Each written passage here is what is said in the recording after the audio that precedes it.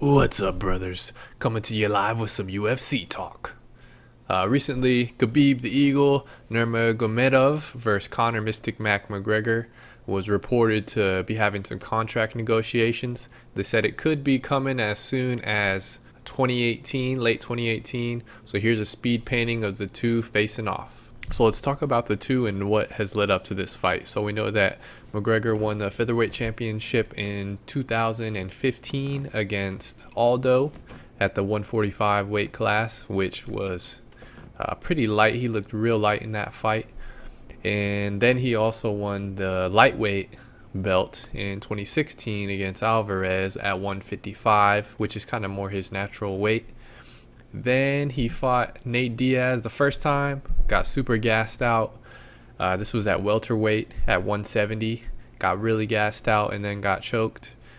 He then rematched Nate Diaz in 2016 at the same weight class, 170. He gassed out again.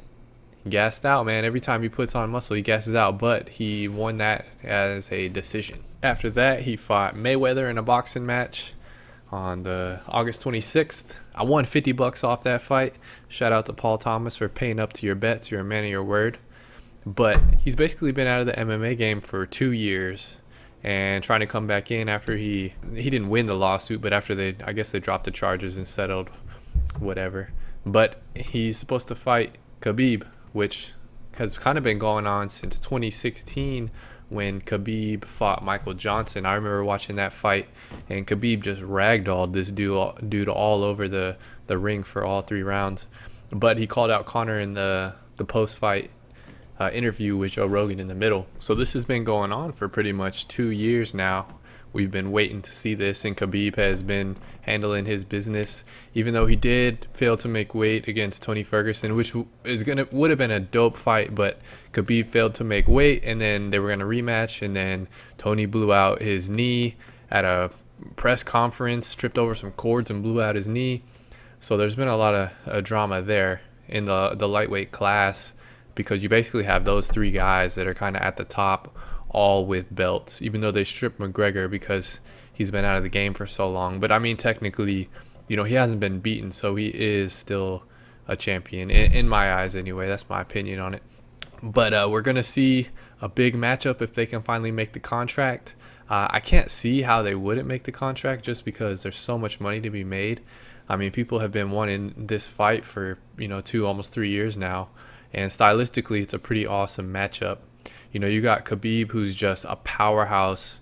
The Russian bear. He's got kind of that sambo background, so it's catch wrestling, judo, jiu-jitsu, just a crazy ground and pound game. His cardio is crazy. He's kind of just a juggernaut that comes at you. He's not going to get tired. He's just going to walk you down and continue to try and take you down the entire fight, take you down and just ground and pound. I don't think McGregor can mentally beat him like McGregor has beaten a lot of the other dudes. He really does have that attitude of a warrior. He's really stoic. He doesn't seem to show much emotion. He seems to control his emotions well. He's really has a heavy faith in God, really religious. I believe he's a Muslim. He's from Dagestani, Russia, I believe. And he wears that cool war hat, that papaka war hat that I drew in the image from the weigh-in. But I don't think Conor has much of a chance here. I mean, the only way that I see him winning is if Conor can catch him with a left. Like, it's going to have to be a knockout, and I think it's going to have to be a knockout early, because the longer that the fight goes on, Khabib's going to continue to wear him out with his style. He's going to continue to try and take him down. Conor's going to have to be defending takedowns the entire fight.